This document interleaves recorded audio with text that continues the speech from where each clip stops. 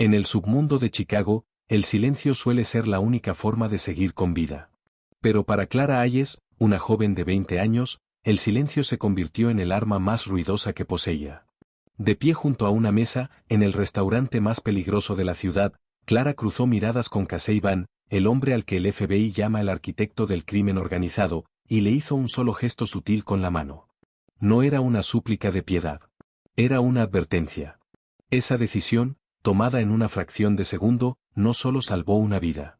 Encendió una guerra que arrasaría la ciudad entera. ¿Cuál fue la señal? ¿Y por qué una mesera sin un centavo fue la única que vio venir al asesino? Esta es la historia de la chica que no solo sobrevivió a la mafia. Es la historia de la chica que la cambió para siempre. El restaurante se llamaba Liel, aunque los vecinos del barrio de los Mataderos lo llamaban la morgue con ballet parking. Era el tipo de lugar donde un filete costaba $300 y la carta de vinos era más antigua que la Constitución de Estados Unidos. También era territorio soberano de la familia criminal Van. Clara Hayes se ajustó el delantal. Le temblaban un poco las manos.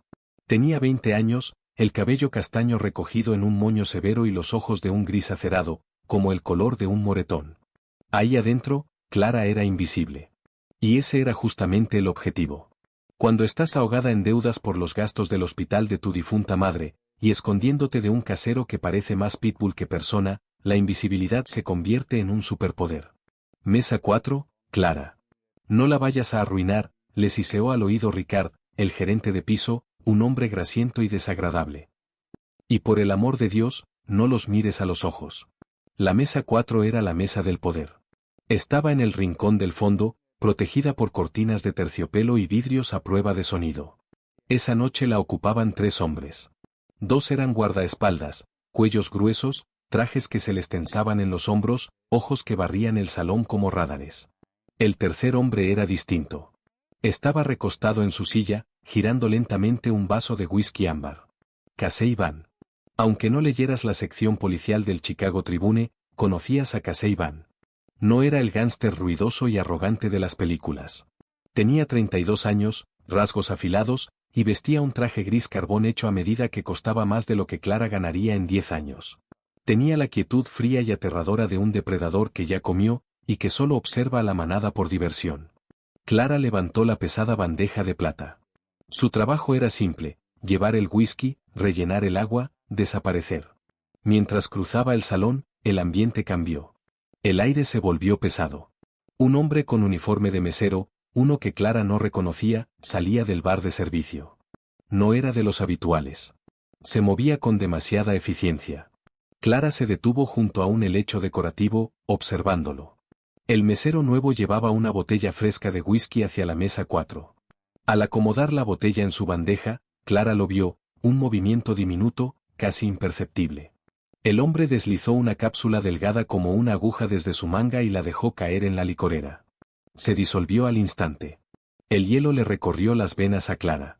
Conocía ese movimiento. Había crecido en un barrio donde los tratos de droga se hacían en los columpios del parque. Sabía reconocer una dosis cuando la veía. El golpe estaba en marcha, y ocurriría en 30 segundos. Si gritaba, el falso mesero le dispararía.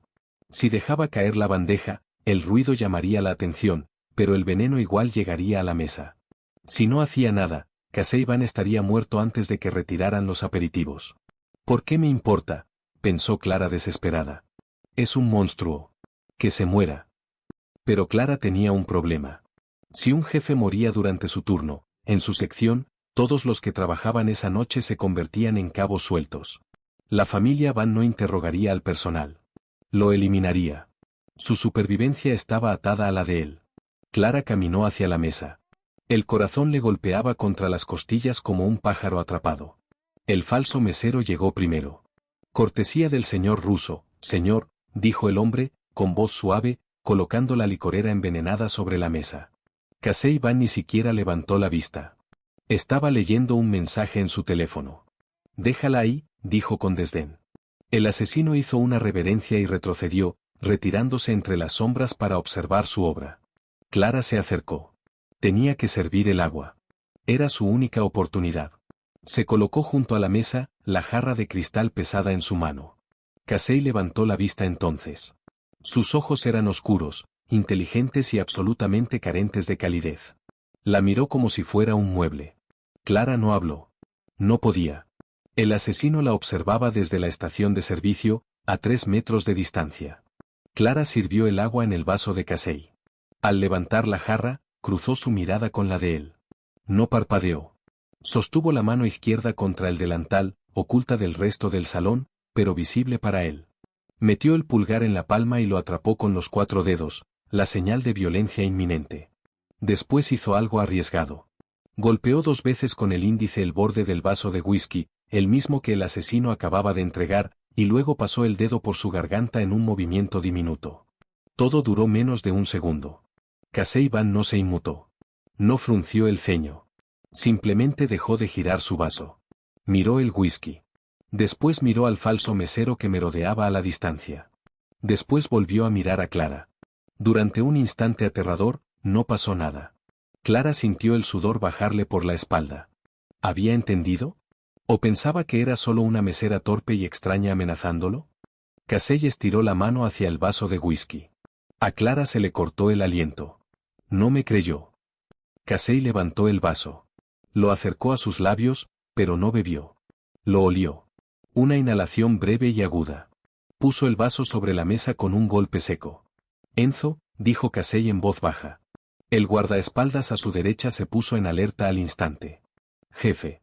El mesero que trajo esto, dijo Casey, con un tono tan conversacional como si hablara del clima. Llévenlo a la cocina y cierren las puertas. La energía del salón pasó de la elegancia a una zona de guerra en un latido. Enzo y el otro guardaespaldas ya estaban en movimiento antes de que Clara pudiera dar un paso atrás. Casey se puso de pie. La sombra caía sobre ella. De cerca, olía a tabaco caro y a pólvora. Tú, dijo, con voz grave. Ven conmigo. Yo tengo mesas, señor, tartamudeó Clara, cayendo de nuevo en su papel. Ya no, respondió Casey. La tomó del brazo. No fue brusco, pero fue firme como el hierro. Acabas de convertirte en la persona más importante de este salón. Clara no tuvo opción. Que Casey Van la escoltara fuera de Liel era como que el Papa te sacara caminando del Vaticano. Todos miraban, y todos estaban aterrados. Enzo ya había derribado al falso mesero cerca de las puertas de la cocina. Se escuchó un crujido espantoso, un grito ahogado, y luego arrastraron al asesino fuera de vista. Los comensales se quedaron en silencio, los tenedores a medio camino de sus bocas. Sigue caminando, ordenó Casey, guiando a Clara por la salida lateral hacia el callejón. El viento frío de Chicago le golpeó la cara, haciéndole arder los ojos. 3 camionetas negras esperaban con el motor encendido, ronroneando como grandes felinos. Sube, dijo Casey, abriendo la puerta trasera del vehículo del medio. No voy a subirme a un auto contigo, dijo Clara, con la voz temblorosa pero la barbilla en alto. Te salvé la vida. Estamos a mano. Me voy a mi casa. Casey se detuvo. La miró. Realmente la miró, por primera vez. Parecía divertido, lo cual, de alguna forma, resultaba aún más aterrador que su furia. Señorita Hayes. Clara Hayes. Señorita Hayes, ese hombre de adentro era un asesino a sueldo de los Volkov. ¿Cree que vino solo? ¿Cree que no tiene a alguien vigilando desde la otra acera, esperando ver quién arruinó el golpe? Casey se inclinó, bajando la voz hasta un susurro. Si camina hasta la esquina para tomar su autobús, estará muerta antes de llegar. Se metió en asuntos de la mafia. Ahora es una combatiente. Clara miró hacia el final del callejón. Un sedán con vidrios polarizados estaba estacionado bajo un farol que parpadeaba. Mientras lo observaba, se encendieron los faros. Sube, repitió Casey. Clara subió. El interior de la camioneta era cuero y silencio. Casey se sentó a su lado. El vehículo comenzó a moverse antes de que la puerta terminara de cerrarse. ¿A dónde vamos?, preguntó Clara, apretando su delantal. Se dio cuenta de que aún llevaba una servilleta de tela del restaurante. A una casa segura, dijo Casey. Sacó su teléfono y escribió un mensaje. Dime, Clara, ¿dónde aprendió una mesera de un bistró francés la señal internacional de auxilio? ¿Y cómo detectaste una dosis de cianuro que mi propio equipo de seguridad no vio? Clara miró por la ventana mientras la ciudad pasaba borrosa. Tengo ojos. Tu equipo de seguridad estaba demasiado ocupado mirando a las mujeres de la mesa 6. Casey soltó una risa corta y seca. Buen punto. ¿Y la señal? Clara se tensó. Mi padre, dijo en voz baja.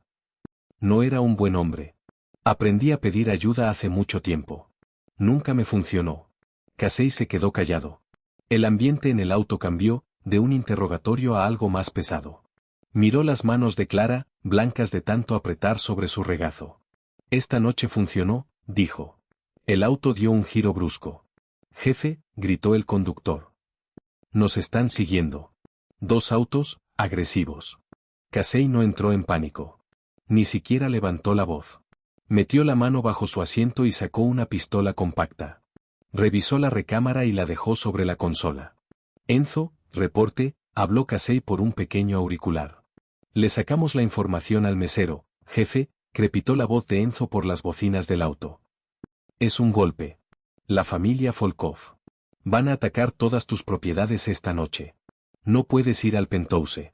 Nos están persiguiendo en este momento, dijo Casey con calma. Llévanos al refugio del puerto seguro y despeja las calles. 10 balazos golpearon la parte trasera de la camioneta. El sonido era como granizo sobre un techo de lámina, agudo y metálico. Clara se agachó, cubriéndose la cabeza. Quédate abajo, ordenó Casey. No la estaba mirando. Observaba el espejo retrovisor, calculando. La camioneta giró bruscamente a la derecha, las llantas chillando. Clara se estrelló contra Casey, el brazo de él salió disparado, sujetándola contra el asiento, evitando que se golpeara contra la ventana. Por un segundo, Clara quedó apretada contra su pecho. Podía sentir el latido constante de su corazón. No estaba acelerado. Casey estaba perfectamente tranquilo en medio de un tiroteo. «Agárrense», gritó el conductor.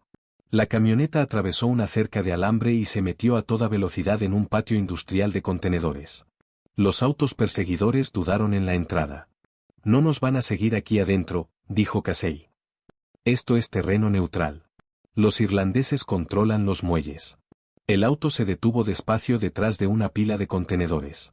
El conductor apagó las luces. Casey se giró hacia Clara en la luz tenue del tablero. Su rostro era anguloso, en sombras. «Tienes una decisión que tomar, Clara», dijo. «Pensé que no tenía opciones», replicó ella, la adrenalina volviéndola audaz. «Puedes irte ahora mismo. Te doy $10,000 en efectivo y un boleto de avión a donde quieras. Desapareces. Nunca vuelves a mirar atrás». El corazón de Clara dio un salto. $10,000. Eso era libertad. Eso era salir de las deudas. Eso era una vida nueva. «¿Oh?», preguntó. «Oh», dijo Casey, con los ojos fijos en los de ella, intensos y oscuros, «te quedas. Viste el veneno porque tienes instinto. Mantuviste la calma. Me salvaste la vida cuando mis propios hombres fallaron. Necesito gente que vea lo que otros pasan por alto. ¿Quieres que trabaje para ti? Quiero que seas mis ojos», dijo Casey. «Volkov viene por mí. Hay un topo en mi organización. No sé en quién confiar, pero sé que puedo confiar en ti». «¿Por qué?». «Porque tuviste la oportunidad de dejarme morir, y no lo hiciste». Clara miró el arma sobre la consola. Miró al hombre que gobernaba la oscuridad de la ciudad. Pensó en su departamento vacío, en los avisos de desalojo, en el miedo de vivir de quincena en quincena. Aquello era peligro, pero también era poder. «No quiero el boleto de avión», susurró Clara. Casey sonrió. Fue algo aterrador y hermoso a la vez. «Bien», dijo. «Entonces, bienvenida a la familia, Clara». El puerto seguro no era un loft cualquiera. Era una fortaleza en el cielo, ubicada en una antigua torre industrial reconvertida con vista al río Chicago. El elevador se abría directamente a un espacio inmenso de concreto, acero y ventanales del piso al techo. Clara salió del elevador, sus tenis chirriando contra el concreto pulido. Se sentía pequeña, sucia. Todavía olía a café rancio y a miedo. «Enzo, asegura el perímetro. Nadie entra ni sale sin mi autorización biométrica», ordenó Casey, caminando directo hacia un enorme escritorio de caoba que dominaba el centro del espacio. Lanzó su saco sobre un sofá de cuero. «Y traigan algo de comer para la señorita Hayes. Comida de verdad, no comida rápida». Enzo, el corpulento guardaespaldas que parecía desayunar piedras, le lanzó a Clara una mirada furiosa. «Jefe, con todo respeto, es una civil. Es un riesgo». Deberíamos pagarle y dejarla en Nebraska. Ella vio la aguja, Enzo, dijo Casey sin levantar la vista, ya escribiendo en una terminal segura. Tú no. La mandíbula de Enzo se tensó. Le lanzó a Clara una mirada de puro veneno antes de irse hacia la cocina. Clara se quedó parada, incómoda, en medio del salón. ¿Y ahora qué?, preguntó. Casey dejó de escribir. Giró su silla para mirarla. Ahora te vamos a desnudar. Clara retrocedió un paso, las manos volando hacia su pecho. ¿Perdón? Casey parpadeó, y después soltó una risa genuina, poco común en él. Suavizó por un instante las líneas duras de su rostro. Metafóricamente, Clara. Y tácticamente. Ahora mismo pareces una víctima. Pareces presa. Si vas a caminar a mi lado, necesitas verte como un depredador. Se levantó y caminó hacia un muro de pantallas que mostraban cámaras de toda la ciudad. La familia Volkov hizo su movida esta noche porque cree que soy débil. Cree que estoy distraído. Tienen a alguien adentro que les pasa mi agenda. Así supieron que estaría en Liel. El topo, dijo Clara. Exacto. Tengo 4 lugartenientes que manejan mis operaciones. Uno de ellos me traicionó. Mañana en la noche hay una gala en el Instituto de Arte, terreno neutral. Todas las familias estarán ahí, fingiendo ser miembros civilizados de la sociedad. Necesito saber cuál de mis hombres me está mintiendo en la cara. ¿Y quieres que yo te lo diga?, preguntó Clara, incrédula. Soy mesera. No sé cómo interrogar a mafiosos. No necesito que los interrogues, dijo Casey, acercándose. La intensidad de su mirada la clavó en su lugar. Tengo hombres que rompen huesos. Tengo hackers que vacían cuentas bancarias. Pero no tengo a nadie que note cuando un hombre está sudando aunque el aire acondicionado esté encendido. No tengo a nadie que detecte una microexpresión de culpa. Tú notaste una pastilla de veneno en un restaurante lleno, desde 6 metros de distancia. Tienes el don de la vista, Clara. Quiero que los observes. Enzo regresó y dejó de golpe un plato de bistec con vegetales asados sobre una mesa lateral. Come, gruñó. Clara se dio cuenta de que se moría de hambre. Se sentó y comió con la dignidad que pudo reunir, a pesar de que le temblaban las manos. Cuando terminó, Casey lanzó una tableta sobre la mesa. Estudia esto. Estos son los 4 sospechosos. Dominique, el del dinero. Leo, el ejecutor. Arthur, el político. Sara, la coordinadora de logística. Memoriza sus caras. Memoriza sus hábitos. Y después, empezó Clara. Y después, dijo Casey, vas a la suite de huéspedes, te bañas, duermes. Mañana mi estilista llega a las 8 de la mañana. Clara Hayes, la mesera, ya no existe. Mañana eres Clara Van, mi prima lejana de Europa. Como tu nueva consultora, mentirle a la mafia me parece mala idea, comentó Clara. La verdad es un lujo que no podemos pagar, respondió Casey. Duerme bien, Clara. Mañana vamos a la guerra. Clara no durmió bien. La suite de huéspedes era más grande que todo su departamento, las sábanas de seda que se sentían como agua sobre su piel. Pero cada vez que cerraba los ojos, veía el rostro del falso mesero justo cuando Enzo le quebraba el cuello. Se despertó antes del amanecer, arrastrada por una vieja costumbre. Se sentó junto a la ventana, viendo salir el sol sobre la ciudad gris. Revisó la tableta que Casey le había dado. Dominique, cabello engominado, trajes caros, maneja los casinos. Leo, con cicatrices, brutal, maneja las drogas en la calle. Arthur, mayor, con aire de abuelo, maneja los sindicatos y las fachadas legales. Sara, aguda, fría, maneja los envíos y las importaciones. Clara revisó los reportes financieros adjuntos a sus expedientes. Era un caos de números, empresas fantasma y cuentas en el extranjero. Pero Clara había pasado su vida haciendo malabares con 3 trabajos, calculando intereses de préstamos, contando exactamente cuántas calorías podía costear con cada dólar. Sabía estirar un centavo, y más importante aún, sabía cómo se veía cuando faltaba dinero. Entrecerró los ojos. Hizo zoom en el archivo de Arthur, el consejero con aire de abuelo. Había retiros pequeños, irregulares, etiquetados como honorarios de consultoría benéfica. Siempre justo por debajo del umbral que activaría una auditoría automática de los contadores de Casey. Clara revisó las fechas, 12 de enero, 14 de febrero, 20 de marzo. Buscó el calendario social de Chicago en su propio celular, con la pantalla rota. 12 de enero, una boda de la familia Volkov. 14 de febrero, el cumpleaños del patriarca Volkov. 20 de marzo, el aniversario de la muerte de la matriarca Volkov. Artur no estaba robando dinero. Estaba comprando regalos. Te despertaste temprano, dijo una voz. Clara dio un salto. Casey estaba recargado en el marco de la puerta. Estaba sin camisa, revelando un torso cubierto de cicatrices, marcas de balas, cortes de cuchillo, un tapiz de violencia. Traía 2 tazas de café. Encontré algo, dijo Clara, con la voz ronca por el cansancio. Casey se acercó, entregándole una taza. Dime. Artur, dijo, señalando la tableta. Le está mandando dinero a los Volkov. No es un pago por un golpe. Es algo personal, como si estuviera buscando su favor, pagando un tributo. Casey miró la pantalla, sus ojos se oscurecieron. Artur ha estado con mi familia desde antes de que yo naciera. Me cargó en mi bautizo. Entonces es la persona perfecta para traicionarte, dijo Clara en voz baja.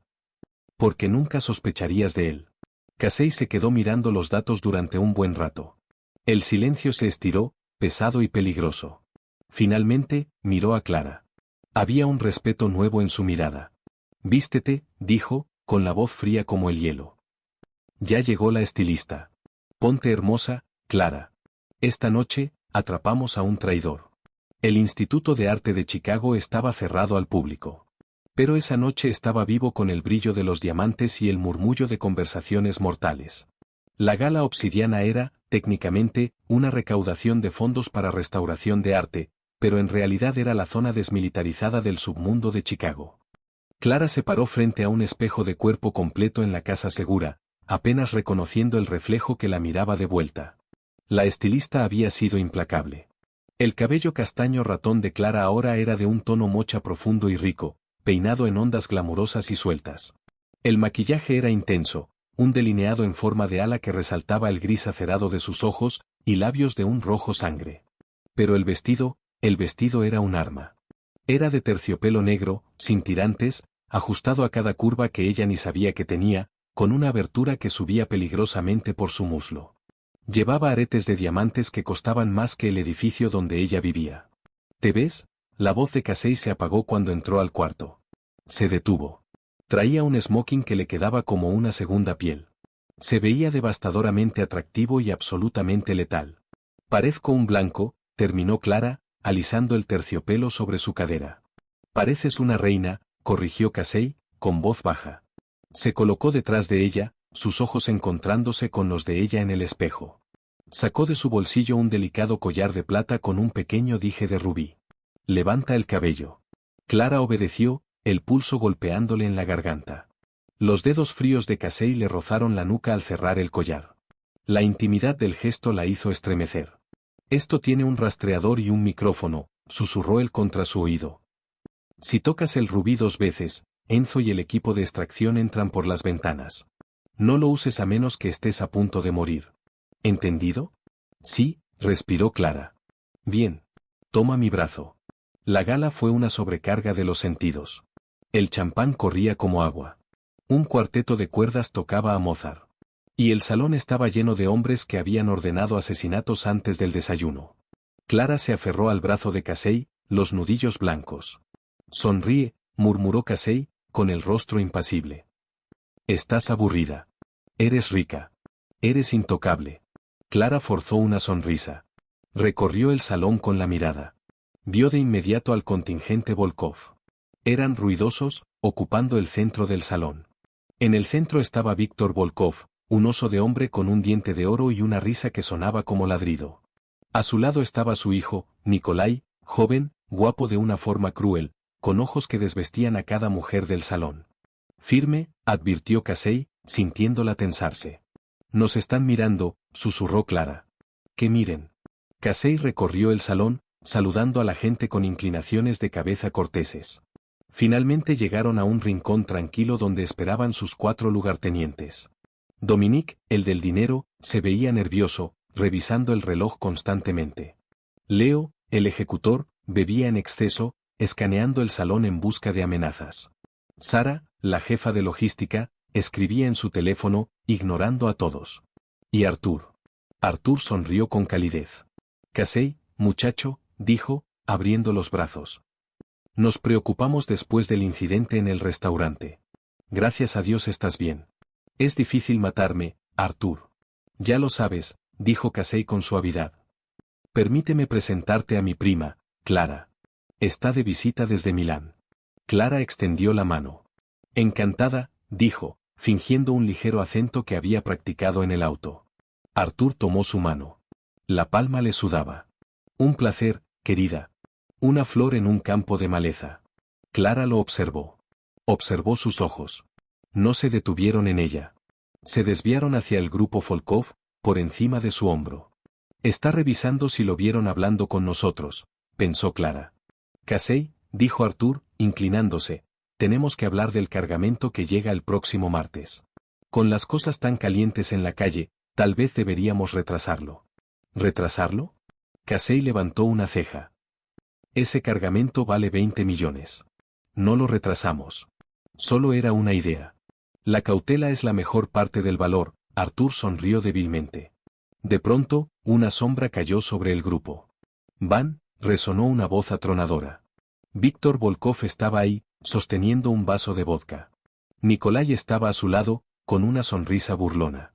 El aire del salón desapareció. El cuarteto de cuerdas pareció titubear, y después siguió tocando con nerviosismo. Víctor, reconoció Casey, con voz aburrida. Escuché que tuviste una indigestión anoche, Víctor rió, un sonido húmedo y pesado. Mariscos en mal estado. Algo así, respondió Casey. Ya lo resolví. La basura ya salió. La sonrisa de Víctor no le llegó a los ojos. Qué bueno saberlo. Sería una pena que te pasara algo antes de nuestras negociaciones del próximo mes. Nikolai se adelantó, invadiendo el espacio personal de Clara. Olía a colonia cara y a vodka. ¿Y quién es esta?, preguntó Nikolai, estirando la mano para tocar un mechón del cabello de Clara. Casey no se movió, pero Clara sintió como los músculos de su brazo se volvían de piedra. No me toques, dijo Clara. Su voz no fue fuerte, pero fue clara. Le apartó la mano de un manotazo, no un empujón suave, sino una bofetada seca y ardiente. El círculo de gente a su alrededor jadeó. Nadie le pegaba a un Volkov. El rostro de Nikolai se oscureció al instante. ¿Pequeña? Levantó la mano. Casey atrapó la muñeca de Nikolai en el aire. El movimiento fue tan rápido que fue apenas un borrón. Casey apretó la muñeca, girándola despacio. Nikolai hizo una mueca de dolor, cayendo a una rodilla para aliviar la presión. Ella dijo que no la toques, dijo Casey en voz baja. La amenaza en su voz era aterradora precisamente porque era tan silenciosa. Si vuelves a estirar la mano hacia ella, Nikolai, vas a comer tu cena con un popote. Víctor se adelantó, el rostro enrojecido. Suelta a mi hijo, Van, o empezamos la guerra aquí mismo. Casey sostuvo la mirada un instante más, y después empujó a Nikolai hacia atrás. El joven trastabilló, sujetándose la muñeca, con odio ardiendo en los ojos. Controla a tu perro, Víctor, dijo Casey, ajustándose los gemelos. Esto es un evento benéfico. Ten un poco de clase. Casey les dio la espalda, el máximo insulto, y guió a Clara lejos de ahí. Mientras caminaban hacia el balcón por un poco de aire, las piernas de Clara se sentían de gelatina. No debía haber hecho eso. Empeoré las cosas. Estuviste perfecta, dijo Casey. Mostraste fuerza. Aquí, la debilidad te mata.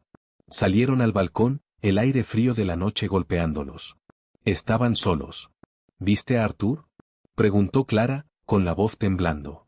Lo vi, dijo Casey con gravedad. Cuando Nikolai se acercó, Arthur no se puso entre nosotros. Retrocedió. Quería tener línea de visión clara. Quería estar fuera de la zona de salpicadura, agregó Clara. Miraba a Víctor, como buscando aprobación. Casey, va a hacer algo esta noche. Lo puedo sentir. Casey miró el horizonte de la ciudad. Entonces lo forzamos a moverse. ¿Cómo? Voy a anunciar que muevo el cargamento a esta noche, dijo Casey. Se lo voy a decir solo a Arthur. Si los Volkov aparecen a asaltarlo, entonces sabremos con certeza. ¿Qué es él?, terminó Clara. Exacto. Casey se giró hacia ella. Estiró la mano, tomando su mejilla, el pulgar rozando su labio inferior. La adrenalina de la confrontación seguía zumbando entre ellos, convirtiéndose en algo eléctrico. Lo hiciste bien, Clara. Tienes corazón de león. Se inclinó. Por un momento, Clara pensó que la iba a besar. Quería que lo hiciera. El peligro, el poder, era embriagador. Pero entonces la puerta de vidrio del balcón se abrió. Era Arthur. Se veía pálido. Traía un teléfono en la mano. Casey, dijo Arthur, con la voz tensa. Acabo de recibir una llamada. Es la bodega del South Loop. Está en llamas. Casey se quedó helado. Se separó de Clara. ¿Cuál bodega, Arthur? Preguntó Casey lentamente. La principal. ¿A dónde iba a llegar el cargamento? Casey miró a Clara. Una comunicación silenciosa pasó entre ellos. Casey no le había dicho a Arthur nada sobre mover el cargamento todavía. Si Arthur sabía que ese cargamento era el objetivo, era porque había ayudado a planear el golpe antes de que Casey pudiera tenderle la trampa. Arthur se había delatado. Había revelado que conocía el blanco antes de que debiera saberlo. «Qué mala suerte», dijo Casey, sin ninguna emoción en la voz. «Enzo está ahí. Esperemos que esté bien». Los ojos de Arthur se abrieron ligeramente. «¿Enzo está ahí?» «Sí», mintió Casey. «Lo mandé a revisar el perímetro hace una hora». El rostro de Arthur se puso gris. Si Enzo estaba ahí, y los Volkov atacaban, ¿y Arthur lo había organizado? «Yo, necesito hacer una llamada», tartamudeó Arthur, retrocediendo. «No», dijo Casey.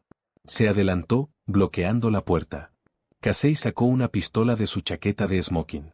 Era negra, sofisticada, con silenciador. «Casey, espera», gritó Arthur, levantando las manos.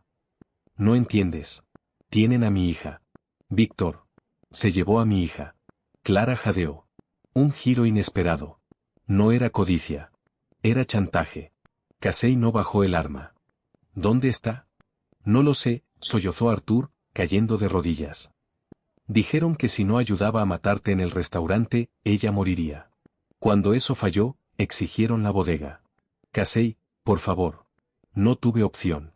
Casey miró al anciano que había sido como un padre para él. La traición dolía profundo, pero la lógica se sostenía. Casey miró a Clara. «¿Qué te dicen tus ojos?» Clara miró al hombre que sollozaba. Vio el terror, el colapso genuino y patético. «Está diciendo la verdad», susurró Clara. «No es el enemigo, Casey. Es una víctima». Casey dudó. De repente, la mano de Clara voló hacia su cuello. Tocó el dije de rubí 2 veces. «¿Por qué hiciste eso?», preguntó Casey, confundido. «Porque», dijo Clara, mirando más allá de él, a través de las puertas de vidrio del balcón, «no estamos solos». Casey se giró. En los techos frente al museo, un destello de luz brilló. «Al piso», rugió Casey. Se lanzó sobre Clara justo cuando la puerta de vidrio explotó en 1000 pedazos de diamante. Una bala se estrelló contra el barandal de piedra, justo donde había estado la cabeza de Clara un segundo antes. El caos estalló dentro de la gala. Gritos, disparos. Estaban acorralados en el balcón. Arthur estaba hecho un ovillo, gimiendo. «Francotirador», gritó Casey por sus comunicadores. «Enzo, estamos atrapados en el balcón este. Trae el auto». Miró a Clara debajo de él. Respiraba con fuerza, cubierta de vidrios rotos, pero sus ojos estaban bien abiertos, alertas. «¿Viste la mira?», dijo Casey, casi con asombro. «Vi el reflejo», corrigió ella.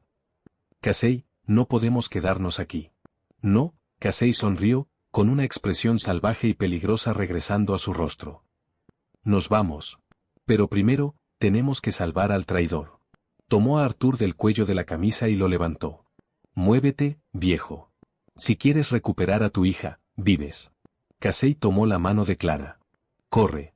La casa segura ya no era un santuario. Era un cuarto de guerra. El aire estaba cargado de tensión y del olor a alcohol mientras Enzo cosía un rasguño en el brazo de Casey. Arthur estaba sentado en un rincón, un hombre destrozado, aferrado a un teléfono desechable. «Mandaron un vídeo», susurró Arthur, la voz temblando. «Hace una hora. Prueba de vida». Casey no levantó la vista de su herida. «Ponlo». Arthur levantó el teléfono. En la pantalla agrietada, una joven, Emily, la hija de Arthur, estaba atada a una silla en un cuarto poco iluminado. Lloraba, con un pedazo de cinta adhesiva sobre la boca. El vídeo duraba solo 10 segundos antes de cortarse a negro. «No hay nada», gruñó Enzo, examinando la pantalla. Sin ventanas, sin puntos de referencia. Solo paredes de concreto. Podría ser cualquier sótano de Chicago. Ponlo otra vez, dijo Clara. Estaba de pie junto a las pantallas, todavía con el vestido de terciopelo arruinado, aunque ya se había quitado los tacones. Clara, no tenemos tiempo, empezó Enzo. Ponlo otra vez, ordenó Casey, con los ojos fijos en Clara. Arthur reprodujo el vídeo de nuevo. Clara cerró los ojos. No miró a la chica.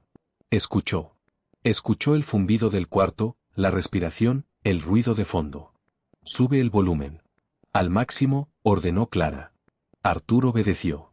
Las pequeñas bocinas se esforzaron. Ahí, dijo Clara, abriendo los ojos. ¿Escucharon eso?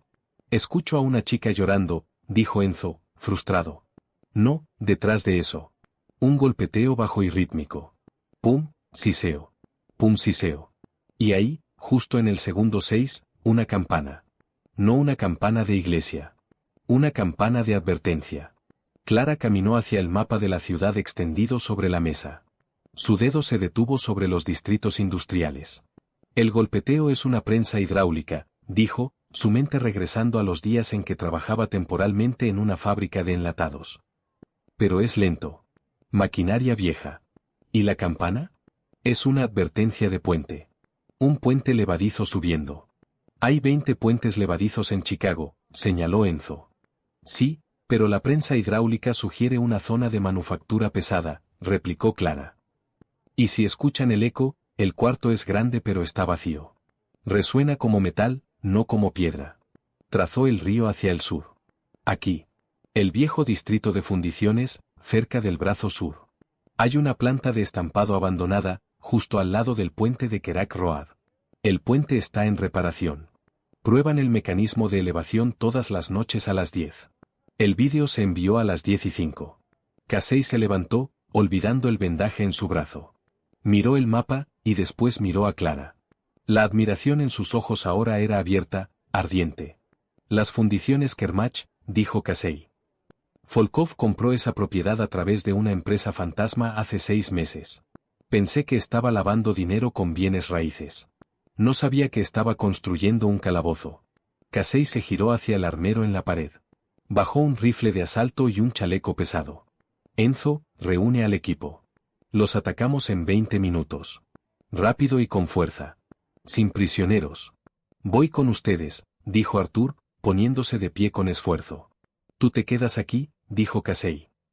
Estás comprometido. Yo también voy, dijo Clara. Casey se quedó helado. Se giró hacia ella. Absolutamente no. Conozco el diseño de las plantas de estampado industrial, mintió Clara. Solo conocía lo básico, pero sabía que no podía quedarse atrás. Sentía un tirón hacia Casey. Una necesidad aterradora de estar cerca del fuego. Y puedo manejar. Necesitas a Enzo en el arma. Necesitas un conductor que no entre en pánico cuando empiecen los disparos. Casey se acercó a ella. Estaba lo suficientemente cerca como para que Clara sintiera el calor que irradiaba. Estiró la mano y le acomodó un mechón de cabello detrás de la oreja. Su mano se quedó ahí, en el cuello de ella.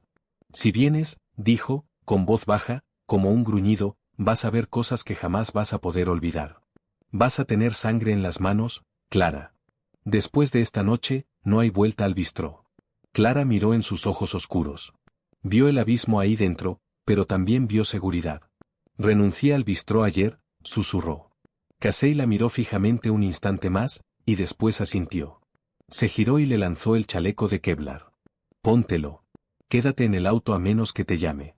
Si muero, tú manejas y no te detienes nunca. Las fundiciones Kermach se alzaban como el esqueleto de una bestia muerta contra el cielo nocturno. Chimeneas oxidadas atravesaban la niebla, y el único sonido era el clanqueo distante de los sistemas de enfriamiento. La caravana de la familia Van, 3 camionetas negras, esperaba en modo sigiloso, 2 cuadras de distancia, luces apagadas, motores en silencio. Los térmicos muestran 8 firmas de calor en la planta baja, reportó Enzo desde el asiento delantero. 2 en la oficina superior. Ahí probablemente está la chica. ¿Y los Volkov? Preguntó Casey desde el asiento trasero, revisando su cargador. Víctor está ahí. Nikolai también. Reconozco el perfil de calor del bastón de Nikolai. Está favoreciendo la pierna izquierda desde que se la torciste. Casey miró a Clara, a su lado. Ella se veía perdida dentro del chaleco táctico, las manos aferradas al volante de la camioneta de avanzada. Cuando entremos, van a salir corriendo por atrás, le dijo Casey. Tu trabajo es bloquear el callejón. No dejes que Nikolai escape. ¿Entendido? Entendido, dijo Clara. El corazón le tamborileaba en los oídos, pero sus manos estaban firmes. Vamos, ordenó Casey. Las puertas se abrieron de golpe. Casey, Enzo y otros 4 hombres fuertemente armados se fundieron con las sombras. Clara se quedó sola en el auto oscuro. Observó la fábrica. Silencio. Después, ¡boom! Las puertas frontales de la fábrica explotaron hacia adentro. Las granadas de aturdimiento volvieron blanca la noche. Después llegó el ritmo entrecortado del fuego automático. Era ensordecedor. Clara apretó el volante. Observó la transmisión táctica en la tableta del tablero. Puntos verdes, el equipo de Casey, envolviendo a puntos rojos, los hombres de Volkov. Escaleras izquierdas despejadas, gritó la voz de Enzo por los comunicadores. Tengo a la chica. Emily está a salvo. La voz de Arthur, quebrada, se escuchó por la radio. Casey lo había dejado unirse al equipo de extracción. Repliéguense. Tenemos el paquete, ordenó Casey. Pero entonces la transmisión del tablero cambió. 2 puntos rojos se separaron del grupo y corrieron hacia la salida trasera. Están corriendo, susurró Clara para sí misma. No esperó la orden. Metió la camioneta en marcha, las llantas chillando mientras arrancaba. Hizo derrapar el vehículo pesado en la esquina de la fábrica, escombros golpeando el chasis. Frenó de golpe, bloqueando el callejón angosto con el peso de la camioneta. La puerta trasera de la fábrica se abrió de golpe. Nikolai Volkov salió tropezando, arrastrando a su padre, Víctor. Víctor se sujetaba el pecho, la sangre filtrándose entre sus dedos. Se quedaron helados al ver la camioneta negra bloqueando su camino. Nikolai levantó su arma. Clara se agachó. El parabrisas explotó. El vidrio le cayó encima del chaleco. Maneja, le gritó su instinto. Atropéllalo. Pero no pudo. Todavía no era una asesina. No al menos. Metió el auto en reversa, girando el volante para usar el bloque del motor como escudo. Nikolai disparó de nuevo, avanzando.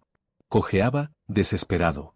De pronto, una sombra cayó desde la escalera de incendios sobre ellos. Casey aterrizó agachado entre la camioneta y los Volkov. Se levantó a toda su altura, el arma nivelada. Suelta el arma, Nikolai, dijo Casey. Su voz no fue fuerte, pero cortó el caos como una navaja. Nikolai rió, un sonido maniático. No puedes matarnos a los dos, Van. Mis refuerzos llegan en 2 minutos. No necesito 2 minutos, dijo Casey. Víctor, el gran oso del submundo, se desplomó contra la pared de ladrillo. Miró a Casey.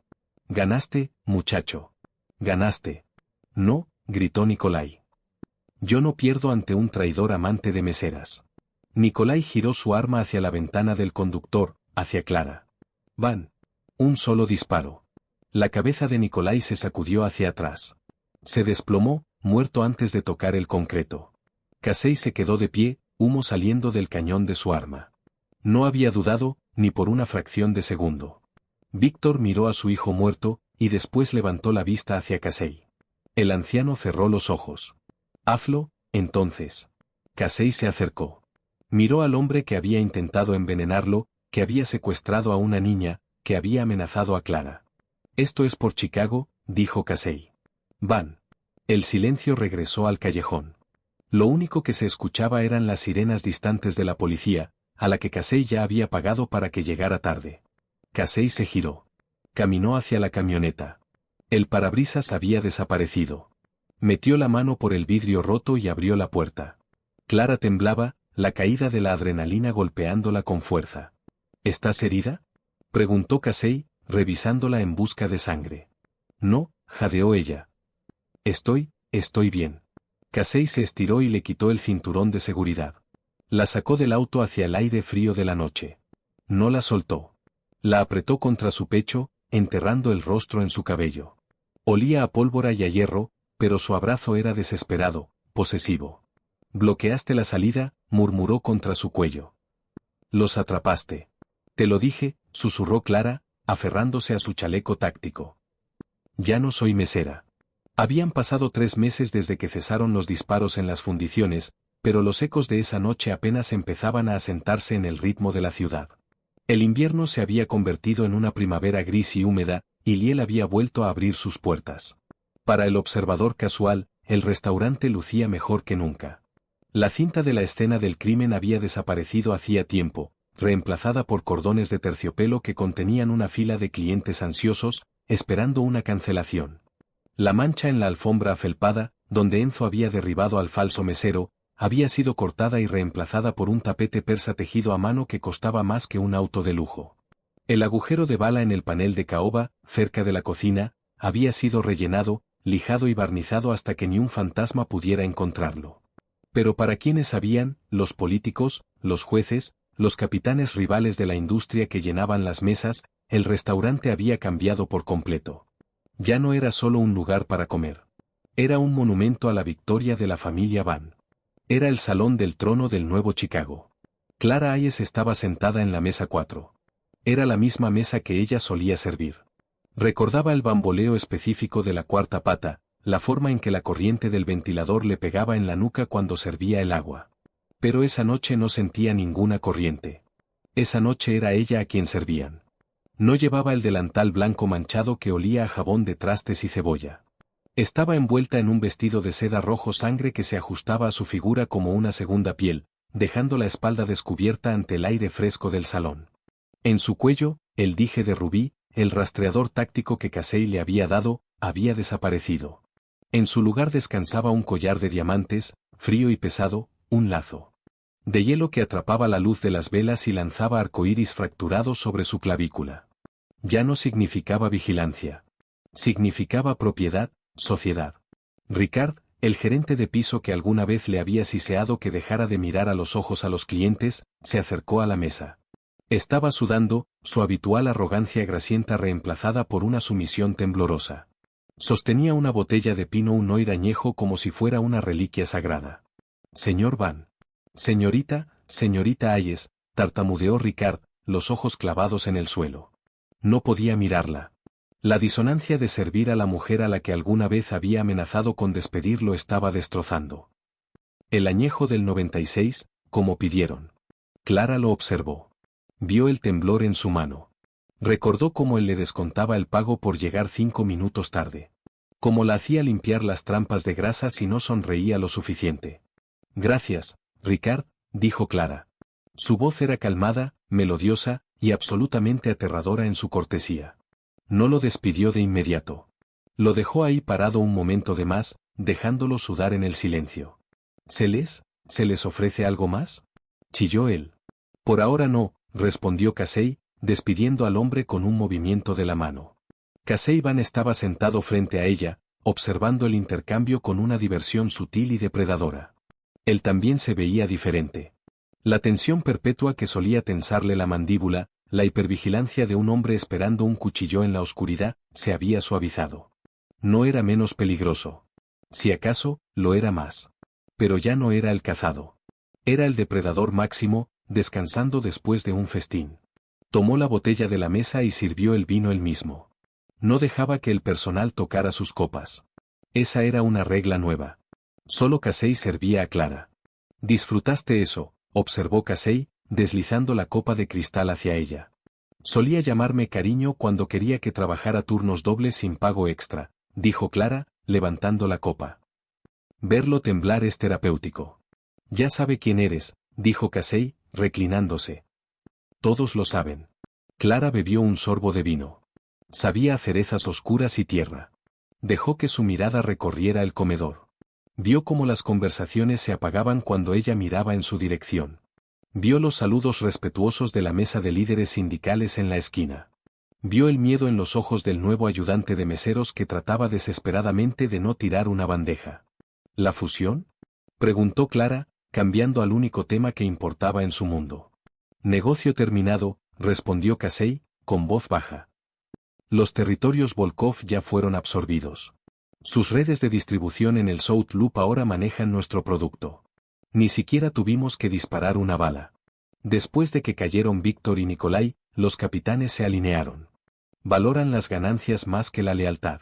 ¿Y el West Side? Tranquilo como una tumba. Las pandillas saben que es mejor no moverse contra nosotros mientras la sangre todavía se seca en el pavimento. Casey metió la mano al bolsillo de su saco y sacó un pequeño sobre color crema. Lo deslizó por el mantel blanco. Clara lo tomó. Era de cartulina gruesa. Adentro había una foto simple de un atardecer sobre una playa, y una nota corta escrita a mano. Gracias. Arthur, susurró ella. Está en Boca Ratón, dijo Casey, observando su reacción con atención. Él y Emily. Les compré una casa a través de una empresa fantasma. Es pequeña, tranquila, lejos del frío. Clara pasó el pulgar sobre la letra manuscrita. Arthur los había traicionado. Según las viejas leyes de la mafia, según el código con el que Casey había vivido toda su vida, Arthur debería estar enterrado en algún cimiento. Pero Clara lo había detenido. Había visto la diferencia entre la malicia y la desesperación. Había convencido a Casey de que la misericordia, usada de la forma correcta, era una demostración de poder más grande que la violencia. Hiciste lo correcto, dijo Clara. Matarlo te habría convertido en un monstruo. Dejarlo ir te hace un rey. Me hace blando, replicó Casey, aunque sin veneno en sus palabras. Te hace impredecible, corrigió Clara. Y eso da mucho más miedo. Casey soltó una risa, oscura y profunda, que hizo que la pareja de la mesa de al lado volteara nerviosa. Estiró la mano por encima de la mesa, cubriéndola de ella. Su piel estaba tibia, su agarre firme. Era la mano de un asesino, pero la sostenía con una reverencia que le cortaba el aliento a Clara. Guardó silencio un momento, el pulgar trazando la línea de sus nudillos. El aire entre ellos se volvió pesado, cargado con la electricidad que había chispeado por primera vez en la parte trasera de una camioneta y que se había encendido en un tiroteo dentro de una bodega. ¿Sabes?, dijo Casey, bajando la voz hasta un susurro que era solo para ella. La oferta sigue en pie. Clara se quedó quieta. ¿Qué oferta? La salida, dijo Casey. La miró con una intensidad que despojaba la noche de todo su glamour. Ahora tienes el dinero. Tu parte de la incautación a los Volkov está en una cuenta en el extranjero. Es más de lo que podrías gastar en 3 vidas. Tienes los contactos. Podría tener un avión listo en 1 hora. Le apretó la mano. Podrías irte a París, Clara. Podrías abrir esa panadería de la que siempre hablabas. O una galería. O simplemente sentarte en un café a leer libros donde nadie sepa tu nombre. Podrías estar a salvo. Verdaderamente a salvo. Clara lo miró. Buscó en su rostro alguna señal de que quisiera que ella se fuera. No encontró ninguna. Vio a un hombre dispuesto a dejar que la única luz en su vida se marchara, si eso significaba salvarla de la oscuridad en la que él vivía. Clara pensó en la seguridad que él le ofrecía. Pensó en su viejo departamento con el radiador que goteaba.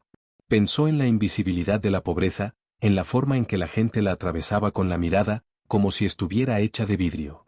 Pensó en el silencio en el que había vivido durante 20 años, tragándose la rabia, tragándose el orgullo, solo para sobrevivir una semana más. Después pensó en el peso del arma en su mano en las fundiciones. Pensó en la adrenalina de bloquear el callejón. Pensó en la forma en que el salón se había quedado en silencio esa noche cuando ella entró. Miró a Casey, las cicatrices en sus manos, la inteligencia en sus ojos, el poder brutal y hermoso que él ejercía. Era un monstruo, sí, pero era su monstruo. Y a su lado, ella no era invisible. Ardía con la fuerza suficiente para cegarlos a todos. No quiero estar a salvo, Casey, dijo ella con suavidad.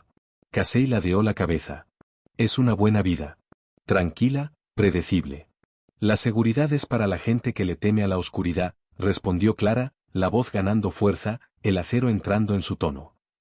Ya viví en la tranquilidad. Ya viví en lo seguro, en las esquinas pequeñas donde me dijeron que pertenecía. Odié cada segundo. Giró su mano, entrelazando los dedos con los de él. El contraste de su piel pálida contra la mano bronceada de Casey era marcado. No quiero una vida tranquila, susurró. Ya no quiero ser espectadora. Casey sonrió.